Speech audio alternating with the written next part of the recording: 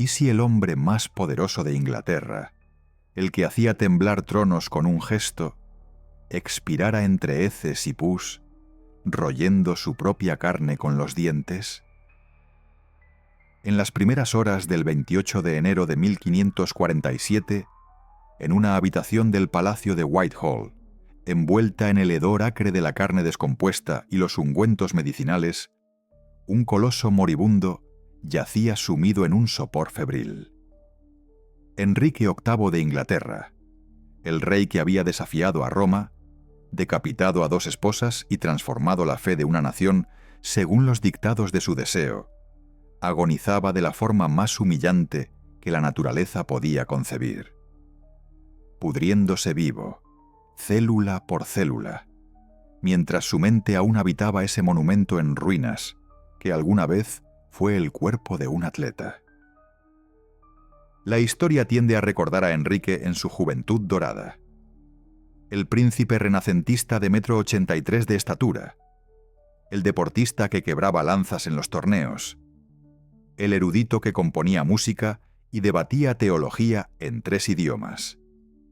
Pero la memoria colectiva es selectiva y prefiere olvidar lo que el tiempo y el poder absoluto pueden hacer con un hombre.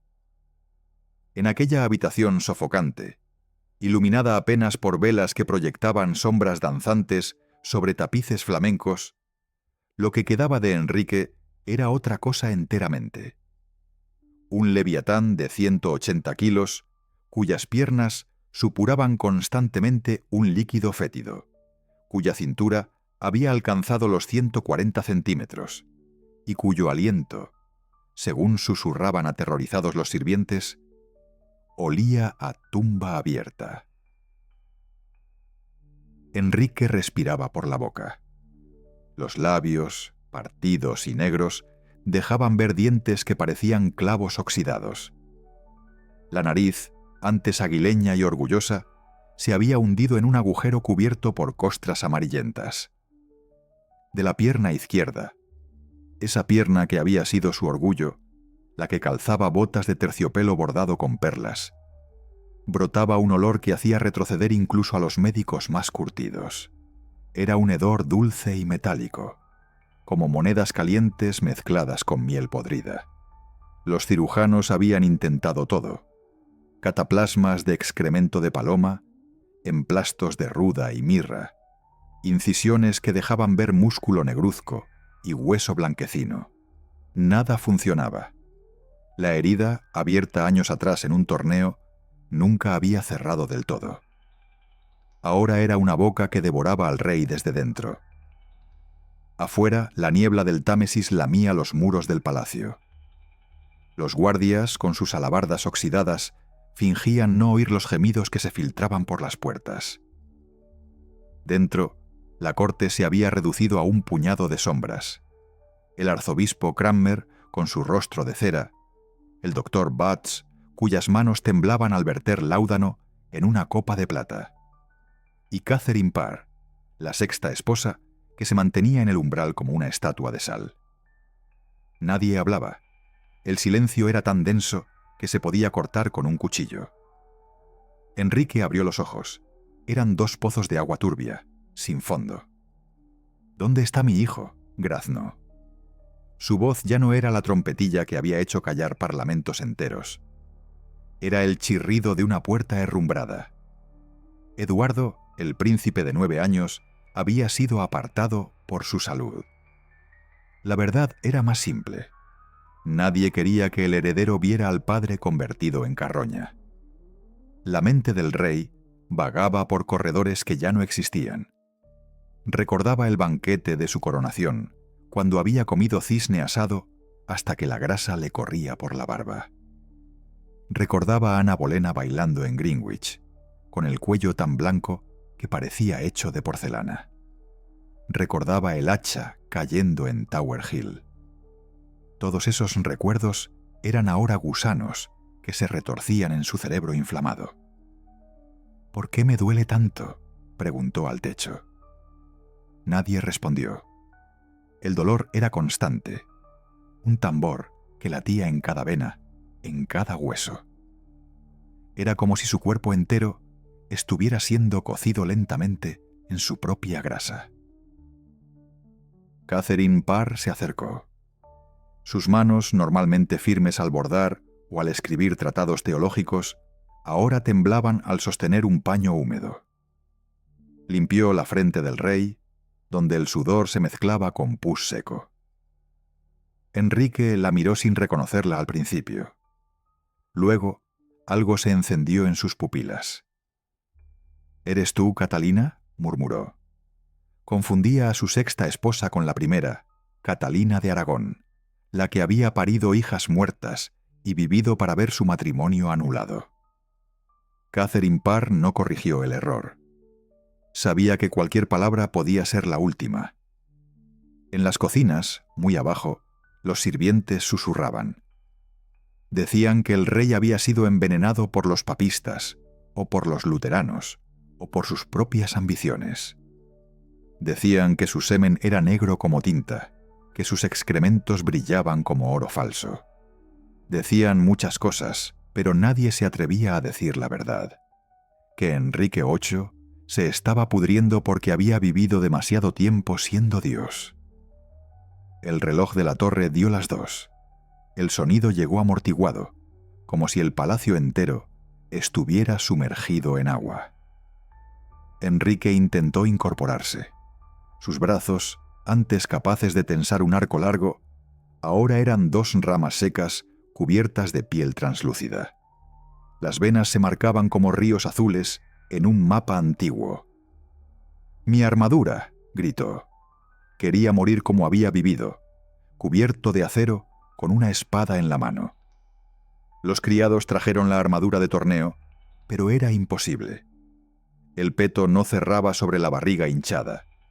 Las grebas no entraban en las piernas ulceradas. La armadura quedó amontonada en un rincón, brillando débilmente a la luz de las velas, como un cadáver de metal.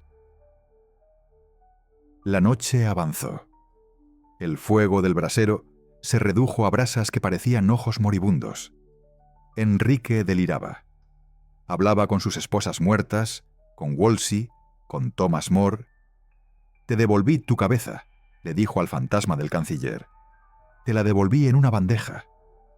Reía, pero la risa se convertía en tos, y la tos en arcadas que traían sangre negra. Los médicos aplicaron sanguijuelas en su cuello, pero las pobres criaturas se negaban a morder. La sangre del rey era demasiado espesa, demasiado corrupta. Catherine Parr se sentó junto a la cama. Tomó la mano del rey entre las suyas. Estaba fría, pegajosa. «Harry», susurró, usando el nombre que solo ella se atrevía a emplear en privado. «Harry, descansa». El rey la miró. Por un instante pareció lúcido. «¿He sido un buen rey?», preguntó. La pregunta quedó suspendida en el aire podrido. Catherine no respondió. ¿Cómo se responde a eso? ¿Con la verdad de los monasterios saqueados, de las cabezas cortadas, de los amigos traicionados? ¿Con la mentira de los poemas y las canciones que aún se cantaban en su honor? Enrique cerró los ojos. Su respiración se volvió superficial, como el aleteo de un pájaro herido. Los médicos se miraron. Sabían lo que venía. Uno de ellos, el más joven, comenzó a rezar en latín. Cranmer lo silenció con una mirada. No era momento para oraciones, era momento para la verdad cruda de la carne. El rey abrió los ojos una última vez. «¡Monjes!», gritó. «¡Monjes en las paredes!». Vio fantasmas donde solo había sombras.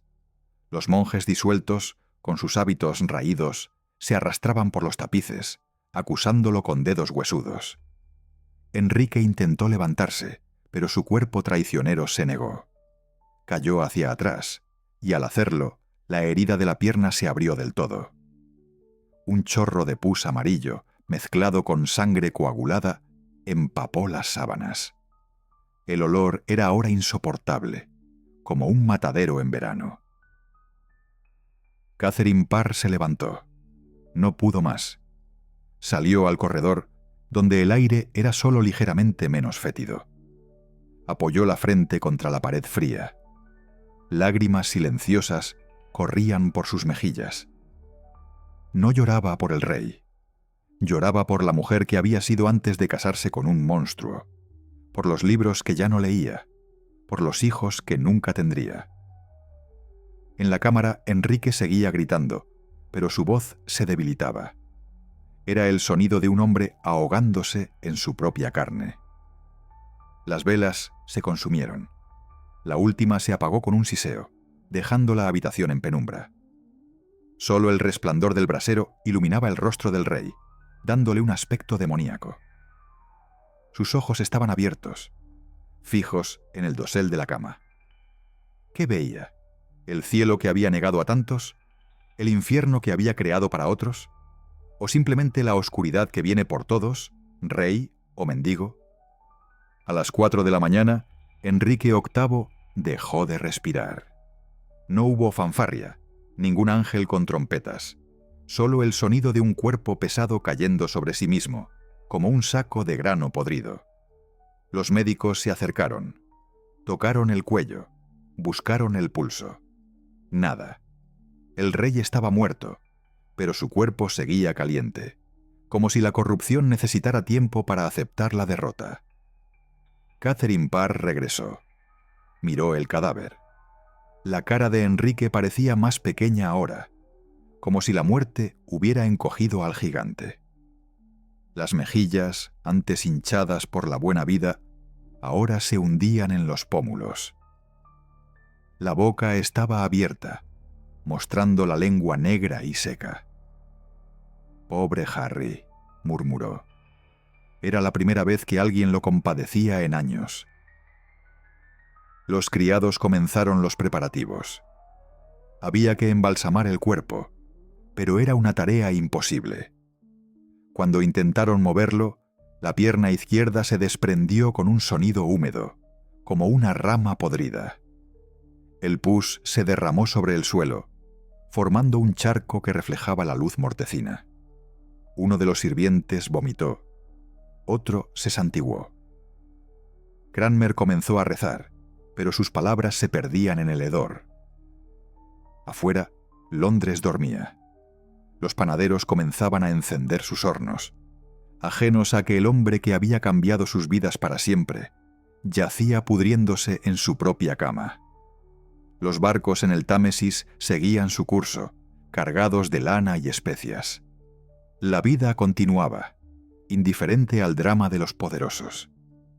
En los días siguientes, el cuerpo de Enrique fue llevado a Windsor.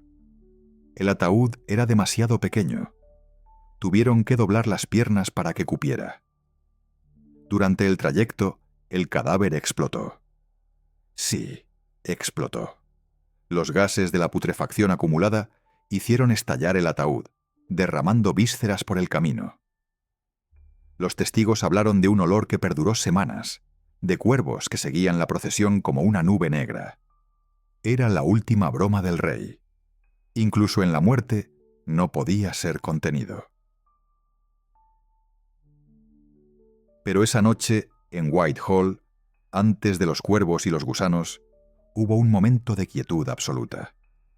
Catherine Parr se quedó sola con el cadáver. Tomó la mano del rey una vez más. Estaba fría ahora, realmente fría. «Has ganado», susurró. «¿O has perdido todo?» No esperaba respuesta.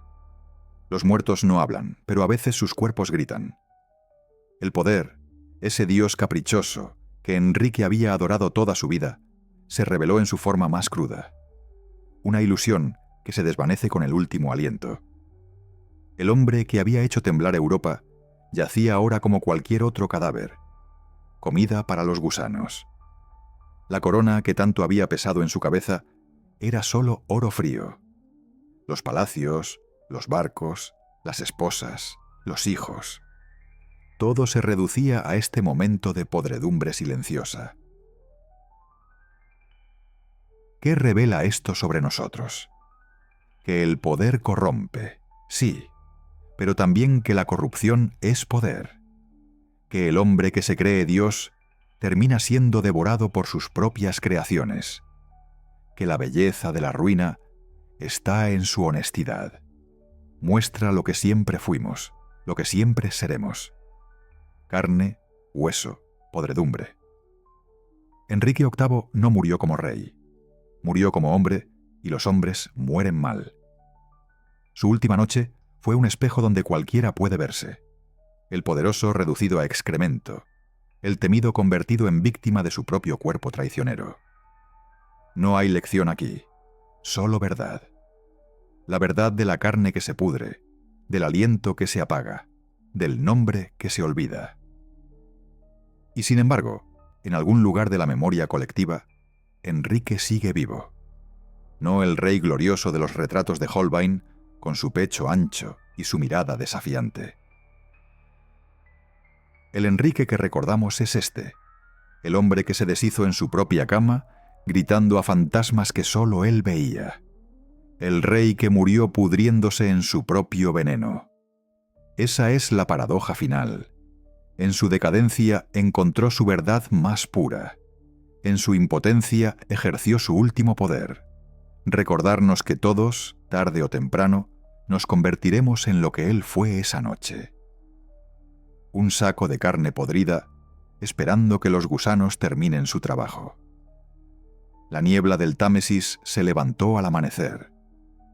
Londres despertó con el olor del pan recién horneado, ajena al hedor que aún flotaba en Whitehall. La vida continuaba.